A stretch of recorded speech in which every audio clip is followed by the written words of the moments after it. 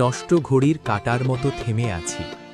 সময় চলে যায়, কিন্তু আমি পড়ে থাকি ঠিক আগের জায়গায়।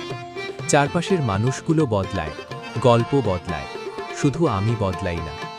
আমি দাঁড়িয়ে আছি এক অচল সময়ের প্রহরে, যেখানে আশার রঙগুলো ধূসর হয়ে গেছে। প্রতিদিন সূর্য ওঠে, আলো ছড়ায়, কিন্তু আমার ভিতরের অন্ধকারে কোনো আলোর ছোঁয়া পড়ে না। এই পৃথিবীর বুকে আমি যেন এক অপূর্ণ অপেক্ষা, যার কোনো গন্তব্য নেই, কোনো পরিণতি নেই।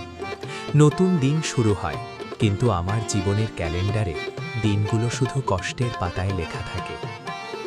লোকজন বলে সময় নাকি সব ঠিক করে দেয়, কিন্তু আমার সময়ই তো বিকল্প। আমার সময়ই তো নষ্ট ঘড়ির মতো আটকে আছে।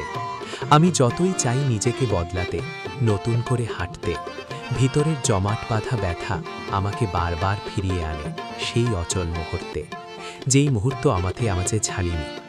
আমি জানি এই থেমে থাকা আমার ইচ্ছার না, আমার অসহতার নাম।